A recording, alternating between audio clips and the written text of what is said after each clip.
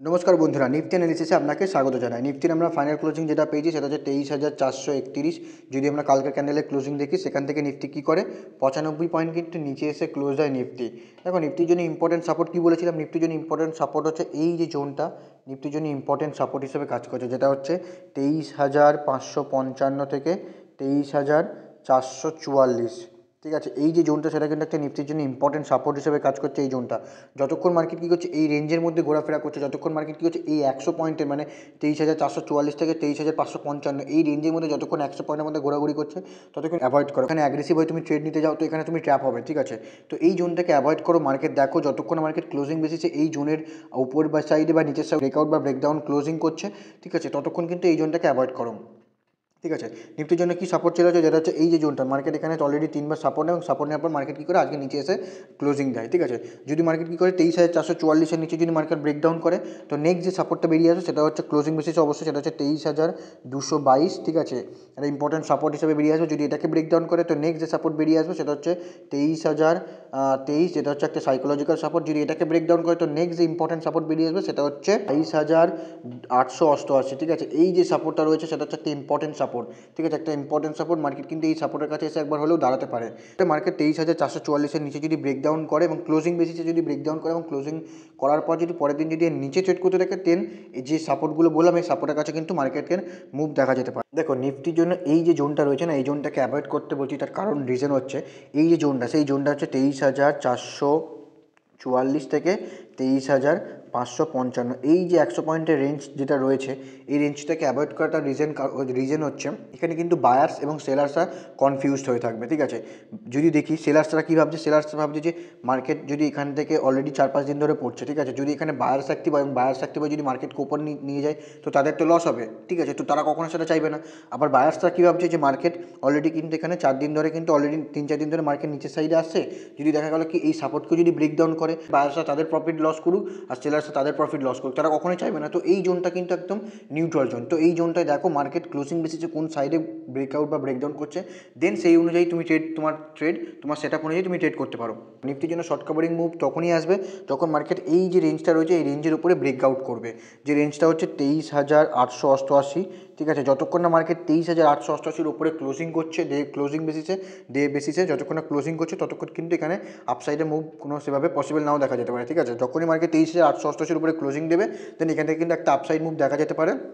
Next যে resistance সেই resistance অবধি, যে রেজিস্ট্যান্সে বেরিয়ে যাবে সেটা হচ্ছে এই যে রেজিস্ট্যান্স, যেটা হচ্ছে 24,055।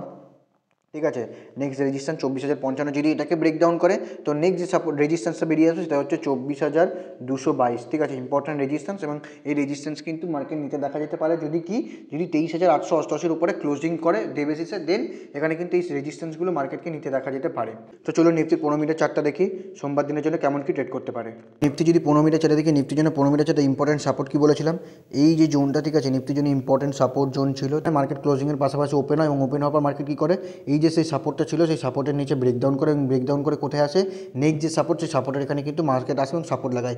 কোন নেক্সট সাপোর্ট কী বলেছিলাম, যেটা হচ্ছে 23,000, যেটা বলছিলাম হচ্ছে 23,366 একটা সাপোর্ট 15 মিনিটের চার্টে। ঠিক আছে, মার্কেট কী করে এই সাপোর্টের এখানে আসে এবং সাপোর্টের এখানে এসে মার্কেট সাপোর্ট লাগে এবং সাপোর্ট লাগানোর পর কী করে মার্কেট আবার কিন্তু সেই রেঞ্জ মানে যে কালকে ক্লোজিং সেই ক্লোজিংয়ের কাছে যায় এবং ক্লোজিংয়ের কাছে গিয়ে কী করে মার্কেট কন্টিনিউয়াসলি এখানে সাইড হয়েছে এবং সাইড হয়ে যাওয়ার পরে যখন মার্কেট কী করে এই রেঞ্জকে ব্রেকডাউন করে, দেন যখনই মার্কেট রেঞ্জকে ব্রেকডাউন করে এবং দেন ব্রেকডাউন করার পর কী করে মার্কেট এখানে একটা ছোটো মুভমেন্ট হতে দেখা যায়। ঠিক আছে, দেখো মার্কেটকে যেটা আমি সবসময় বলেছি, মার্কেট যখনই কোনো রেঞ্জ করার পর যে সাইডে ব্রেকডাউন করবে না তো সেই সাইডে কিন্তু তুমি মুভমেন্ট কিন্তু ইজিলি ধরতে পারবে। দেখো যদি তুমি এখানে দেখো মার্কেট কী করে এখানে কিন্তু মার্কেট সাইড হয়ে যায়। ঠিক আছে, এই রেঞ্জের মধ্যে সাইড হয়ে যায়, সাইড হয়ে যাওয়ার পর মার্কেট কী করে যখনই এই রেঞ্জকে ব্রেকডাউন করে, ঠিক আছে, ব্রেকডাউন করার পর মার্কেট কী হয়, মার্কেট কিন্তু যদি তুমি এখানে তোমার এখানে যদি এন্ট্রি লাগে, যদি এখানে যদি এন্ট্রি লাগাও এখানে যদি এসএল লাগাও, ঠিক আছে, এখানে কিন্তু ইজিলি তুমি তোমার এই মুভটা কিন্তু ডাউন সাইডে মুভটা ক্যাচ করতে পারবে। ঠিক আছে, সাথে যদি দেখি এখানে মার্কেট কী করে, এখানেও মার্কেট রেজিস্ট্যান্সের কাছে যায় এবং রেজিস্ট্যান্সের কাছে গিয়ে মার্কেট কী করে কন্টিনিউয়াসলি ট্রেড করে এবং ট্রেড করার পর যখনই মার্কেট নিচের সাইডে ব্রেকডাউন করে, ব্রেকডাউন করার পর কী করে মার্কেটের এই যে মুভটা সেই মুভটা কিন্তু তুমি ধরতে পারো ডাউন সাইডে। ঠিক আছে, আজকেও যেমন কি মার্কেট এই যে রেঞ্জটা, ঠিক আছে, এই রেঞ্জের নিচে মার্কেট ব্রেকডাউন করে এবং ব্রেকডাউন করার পর মার্কেট কী করে এখানে নেক্সট যে সাপোর্ট সেই সাপোর্টের কাছে কিন্তু আসে। সেম জিনিস যদি দেখি এখানেও মার্কেট কন্টিনিউয়াসলি সাইড হয়ে হয় এবং সাইড হয়ে যাওয়ার পর মার্কেট যখনই নিচে ব্রেকডাউন করে দেন এখানে কিন্তু একটা ছোটো পয়েন্টের মুভমেন্ট দেখা যায়। তো মার্কেটকে দেখো মার্কেট চার্টের মধ্যে সমস্ত কিছু রয়েছে। ঠিক আছে, সবসময় বলি যে মার্কেটের চার্টটাকে যদি ঠিক করে রিড করতে পারে চার্টের মধ্যে ইচ অ্যান্ড এভরিথিং সমস্ত কিছু রয়েছে। ঠিক আছে, দেখো মার্কেটকে রেঞ্জ করতে এবং রেঞ্জ করা সবসময় আমি রেঞ্জ কথাটা কেন বলি, কারণ মার্কেট যখনই কোনো রেঞ্জ করবে, দেখো একটা সাপোর্ট রেজিস্ট্যান্সের কাছে গেছে মার্কেট, মনে করো যদি দেখি আমরা মার্কেট কী করে, এটা কিন্তু একটা ট্রেন্ড লাইনের রেজিস্ট্যান্সও পড়ছে, ঠিক আছে। মার্কেট কী করে রেজিস্ট্যান্সের কাছে যায় এবং রেজিস্ট্যান্সের কাছে কি কিন্তু রেজিস্ট্যান্সকে কিন্তু ব্রেকআউট করতে না পেরে কী করে মার্কেট কিন্তু সাইডওয়েজ হয়ে যায়, ঠিক আছে। মার্কেট সাইডওয়েজ হয়ে যায়, সাইডওয়েজ হওয়ার পর যদি যে রেঞ্জটা করেছে সেই রেঞ্জের যদি নিচের সাইড আপ সাইডে ব্রেকআউট করলে দেন এখানে কিন্তু আমি কী করতাম, এন্ট্রি করতাম। কিন্তু মার্কেট কী করে এখানে কিন্তু ব্রেকআউট করেনি, মার্কেট কী করে ব্রেকডাউন করে এবং ব্রেকডাউন রেঞ্জের আপসাইড বা ডাউন সাইড যখনই ব্রেকআউট বা ব্রেকডাউন করবে না কেন, সেখানে তুমি একটা কিন্তু ইজিলি মুভমেন্ট দেখা যেতে পারে। দেখো রেঞ্জের দেখো সাথেও যদি দেখি, ঠিক আছে, যদি আমরা এটাও দেখি রেঞ্জ করার পর মার্কেটে কিন্তু একটা এসএল কিন্তু সবসময় তুমি মানে তোমার যে এসএল সেই এসএলটাকে কিন্তু তুমি আইডেন্টিফাই করতে পারো যে আমার এখানে এটা এসএল, এটা আমার এন্ট্রি, ঠিক আছে। যদি দেখি এই যে রেঞ্জটা, ঠিক আছে, এই যে রেঞ্জটা করেছে, ঠিক আছে, যদি যখন মার্কেট কী করলো ব্রেকডাউন করার পর তোমার এন্ট্রি কোথায় হতে পারে, তোমার এন্ট্রি হতে পারে যে এই জায়গাটা, ঠিক আছে। মার্কেট এই নিচে যখনই ক্লোজিং দেবে আমি এখানে এন্ট্রি নেবো এবং আমার এসএল কোথায় থাকবে, এসএল থাকবে আমার এখানে, ঠিক আছে। তো মার্কেট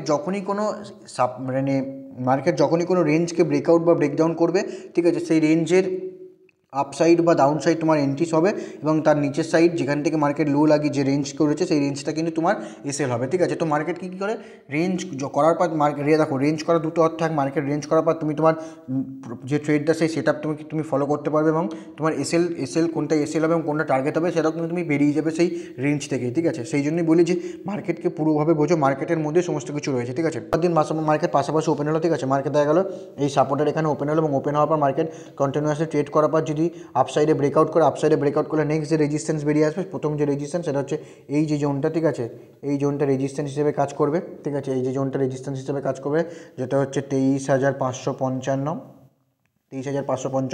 একটা রেজিস্ট্যান্স হবে। যদি এটাকে ব্রেকআউট করে সাথে কিন্তু কি 23,666 এই ট্রেন্ড লাইনের রেজিস্ট্যান্সটাও কিন্তু মার্কেট নিতে পারে, যেটা হচ্ছে 23,666 একটা রেজিস্ট্যান্স নিতে পারে। যদি কি করে 23,666-র উপরে যদি ব্রেকআউট করে দেন নেক্সট যে রেজিস্ট্যান্স বেরিয়ে আসবে সেটা যে রেজিস্ট্যান্সে বেরিয়ে আসবে সেটা হচ্ছে এই যে জোনটা, ঠিক আছে, এই রেজিস্ট্যান্সে কিন্তু মার্কেটকে নিতে দেখা যেতে পারে, ঠিক আছে। যদি কী করে, যদি 23,666-র উপরে ক্লোজিং করে, এই যে পাশাপাশি দেখা গেলো মার্কেট কী করলো এখানে ওপেন হলো, ওপেন হওয়ার পর যদি নিচের সাইডে ব্রেকডাউন করে তো নেক্সট যে সাপোর্ট বেরিয়ে আসবে সেটা হচ্ছে 23,222, ঠিক আছে, এবং এরপরে যে সাপোর্টটা বেরিয়ে আসবে সেটা হচ্ছে 23,055, ঠিক আছে, এই সাপোর্ট। আর এটাকে যদি ব্রেকআউট করে তো নেক্সট ব্রেকডাউন করে তাহলে নেক্সট যে সাপোর্ট বেরিয়ে যাবে সেটা হচ্ছে 22,888, ঠিক আছে। এই সাপোর্টগুলো কিন্তু মার্কেটকে নিতে দেখা যেতে পারে যদি নিচের সাইডে ব্রেকডাউন করে, ঠিক আছে।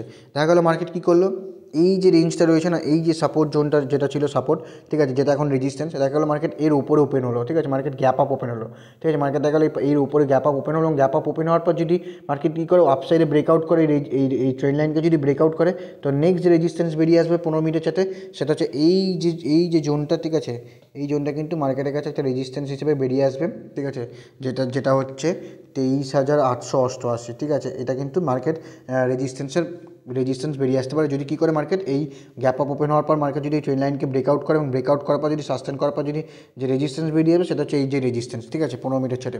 যদি কী করে গ্যাপ আপ ওপেন হওয়ার পর মার্কেট নিচের সাইডে ব্রেকডাউন করে তাহলে আজকের যে ক্লোজিং জোন এবং লাস্ট যদি এখানে থেকে কনসোলিডেট করে এই জোনটা কিন্তু একটা সাপোর্ট জোন হিসেবে কাজ করবে নিফটিতে। যদি এটাকে ব্রেকডাউন করে তো নেক্সট যে সাপোর্টগুলো বললাম সেই সাপোর্টগুলোকে কিন্তু মার্কেটকে নিতে দেখা যেতে পারে। এটা একটি এডুকেশনাল পারপাস ভিডিও, যদি ভালো লেগে থাকে অবশ্যই কমেন্টে জানাবেন এবং যদি কিছু শিখে থাকেন সেটা কমেন্টে আমাকে জানাবেন। দেখা হচ্ছে পরের ভিডিওতে, ততক্ষণ ভালো থাকবেন, সুস্থ থাকবেন।